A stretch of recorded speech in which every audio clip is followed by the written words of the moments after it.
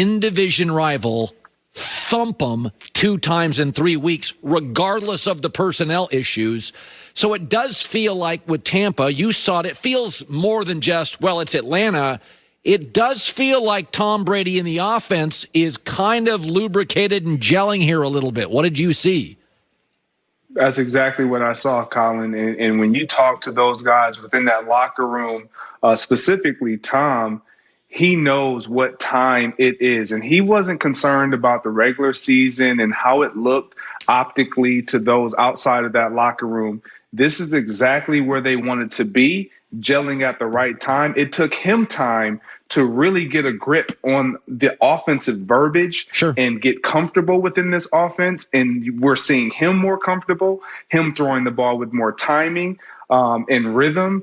And then you get Antonio Brown and Gronkowski. They're starting to find their football legs. They've been removed from the game for so long. This team is coming together at the right time. Offensively, defensively, they were missing a few guys, and it showed. But Atlanta Falcons gave them a run for their money, and they came through and with a statement win.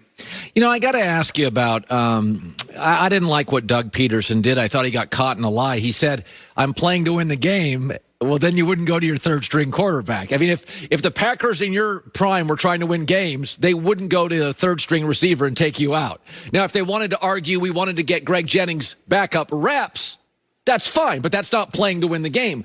As a former player, I just feel like hockey and football, you cannot take a play off. You lose locker rooms when you start looking ahead 6 months down the road. I didn't like it, and I never played the game. How did it sit with you? I didn't mind it. I didn't like what he said afterwards. And I think that's what kind of made it a lot more skewed than what it should be. They didn't have anything to play for. However, you do want to play to win, but they have a quarterback situation, and he wanted to evaluate his quarterback. That is fine. Just say that, but don't say what you just alluded to. Oh, we're still playing to win. Yeah, you want to win the game, but the likelihood of you realistically believing you're going to win, playing your third string guy, getting him reps that he hadn't had all year pretty much, you're not really playing to win. You're not giving your team the best chance that puts them in position to be successful. And that's where the problem lies. And so I don't think he owed, I heard Nick write this morning, I don't think he owed the Giants anything, but he does owe it to his players to be honest and forthright and just let them know, look, guys, we have a quarterback situation. We're trying to evaluate all talent, everyone, including himself. Yeah. So there's always been this little, you would think, I know in March Madness for years, you think, oh, the teams that are hot will do really well in March Madness. And the history shows it's just not true. You go into March Madness, it's a whole different style of basketball, and there's a lot of pressure on favorites. So in the playoffs, you would think, well, Baltimore's hot, and Green Bay is hot, and Tom Brady is hot, and Tennessee can't get its defense together. And I've seen that. And then you go into the playoffs, and it's like, okay, all the veterans play with more intensity. The young guys shrink a little bit. So you tell me, in your NFL career with Green Bay, did playing well week 16, 17 matter? Did you ever struggle at the end of a year and catch fire? What does it mean to be hot at the end, if anything? It does mean something. It means something to be playing really well and gelling at the right time. The Giants did it for years. They would struggle throughout the beginning of the regular season and then come on strong late. And we did it the year we won the Super Bowl. We got in the week 17 against the Chicago Bears, and we went on the road as a wild card team and won the Super Bowl because we gelled at the right time. So I think it does matter. But however, more than that, it's who you're facing. It's matchups. It's the opponent that you're matched up with. And sometimes you just get matched up with, just like in the seedings of the NCAA tournament, it's not a good matchup. It doesn't matter what the records are. Sometimes matchup wise, it just doesn't suit the number one team or the lower ranked team. And that's where things can kind of go awry. And so I think it is important for teams to be hot. Green Bay is very hot. Kansas City is not. They're hobbling into the postseason, which is a concern for guys like me who've done that, who've been 15-1 and struggled the first round or the first game that we saw against the Giants after getting that bye. It makes a difference how you enter into the postseason. You know, it's Joy said something earlier that Justin Herbert was so good so fast that it reset the clock on Tua.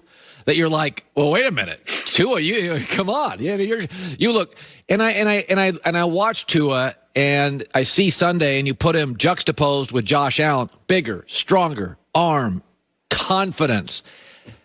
Miami's got a number 3 pick. I mean, where do you sit with Tua today after that was the biggest NFL game of his career? They've got the defense, special teams, and it just didn't look good. Where are you today with Tua?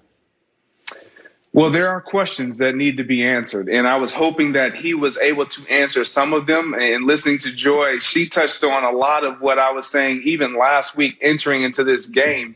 He had an opportunity to just let it all hang out. Look, you have nothing to lose. Push the ball downfield, put threats and put defenses in a position to where they have to guard beyond 10 yards. And that's something that's concerning because we all know offensively, you can't it is so hard to methodically dink and dunk and get 5 and 6 yards and go to 10 to 14 yard drives every single possession. It's almost virtually impossible. You have to win with chunk plays, explosive plays. How does that look? Getting the ball downfield. And that's something that Tua, we saw him do it at Alabama. And that's what's so alarming to me.